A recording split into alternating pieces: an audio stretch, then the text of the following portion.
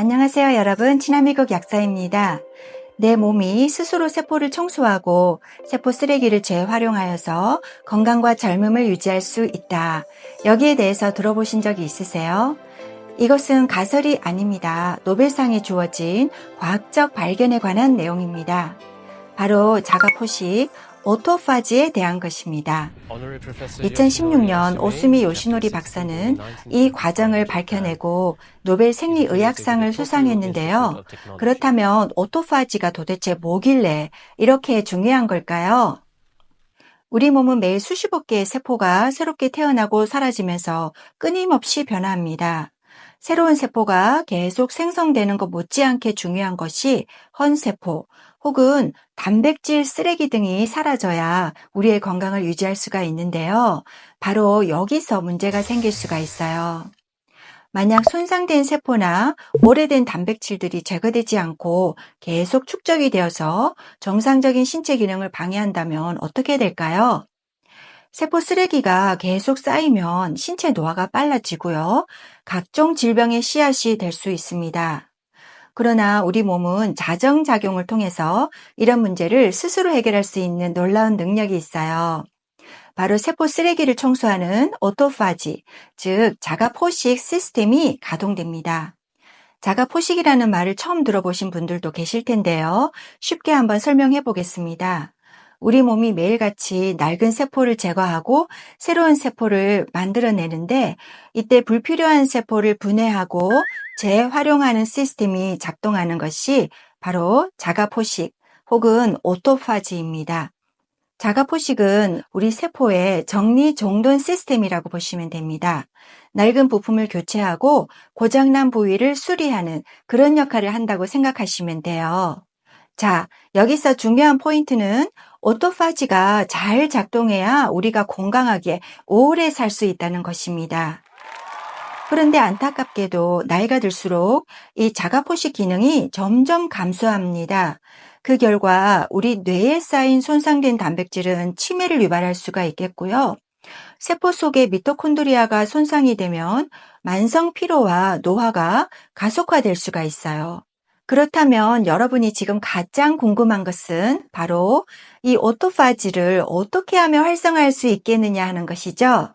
이제부터 알려드릴게요. 어떻게 하면 오토파지를 최대한 활성화할 수 있을까요? 크게 두 가지로 나누어서 생활 습관과 섭취 영양소에 대해서 알아보겠습니다. 우선 오토파지를 활성화하는 생활 습관은 간헐적인 단식, 규칙적인 운동, 그리고 단백질과 항산화 성분이 풍부한 식단을 유지하는 것이 도움될 수가 있습니다. 간헐적인 단식에 관해서 제가 예전에 자세하게 다룬 영상이 있는데요. 꼭 한번 시청해 주시기 바라겠고요. 그리고 두 번째는 스폴미딘을 섭취하는 것입니다. 스폴미딘은 폴리아민 계열의 화합물로서 세포의 성장과 생존에 필수적인 역할을 합니다. 스폴미딘의 자가포식 유도 능력은 특이한데요. 쉽게 말해서 우리 몸의 청소부 역할을 하는 그런 물질이라고 보시면 됩니다.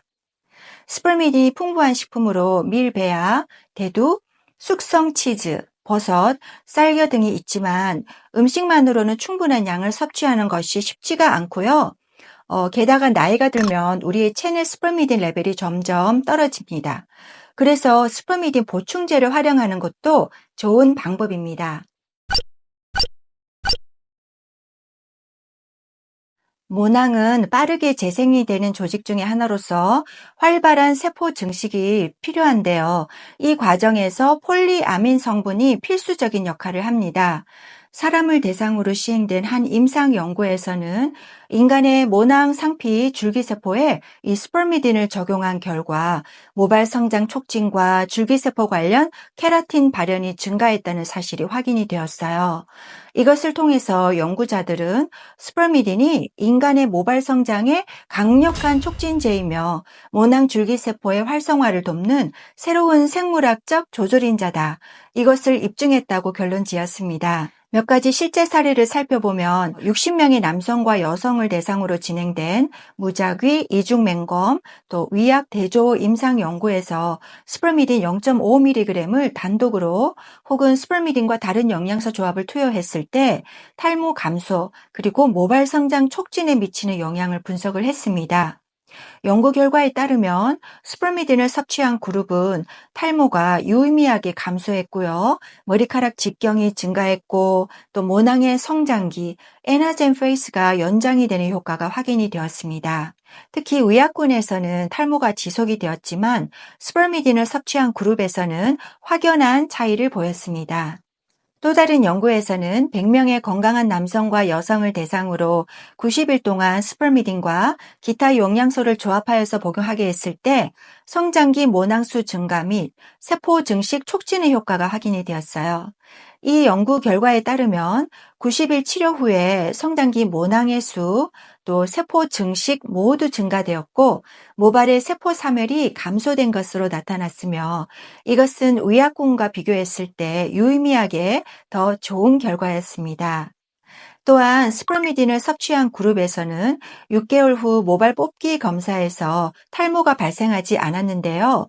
의약군에서는 68%가 탈모를 경험했어요. 더욱더 놀라운 것은 스permidin 보충을 중단한 후에도 효과가 3개월 이상 지속되었다는 점입니다. 연구자들은 이것을 통해서 스permidin이 단순한 일시적 개선이 아니라 장기적으로 모낭 건강을 유지하는 데 기여할 가능성이 높다고 결론을 지었습니다. 최근 Center for Applied Health Sciences에서 인간을 대상으로 한 또 다른 스permidin 임상 연구를 진행했는데요. 연구팀은 스permidin이 정말 실제로 자가 포식을 촉진하는지 알아보기 위해서 베클린1과 ULK1이라는 두 가지 자가 포식 마커를 측정했습니다.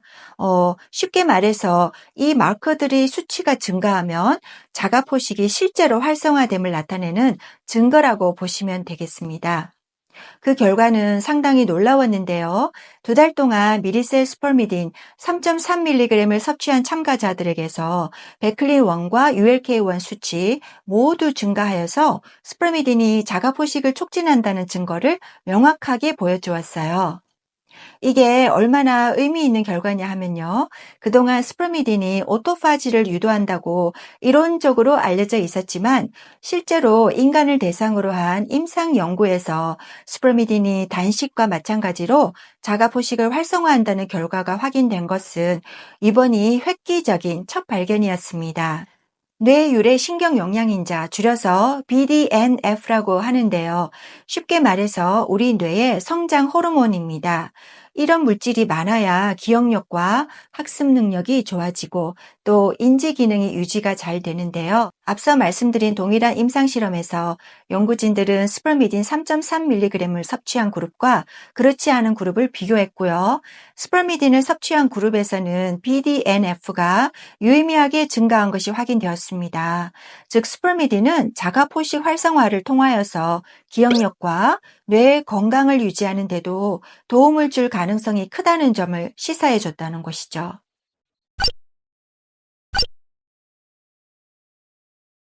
최근 스permidin이 자가 포식의 활성화, NAD+ 수치 증가, 또 텔로미어 단축 방지 등의 효과로 주목을 받으면서 많은 제품이 출시가 되고 있어요. 하지만 모든 스permidin이 동일한 것은 아닙니다.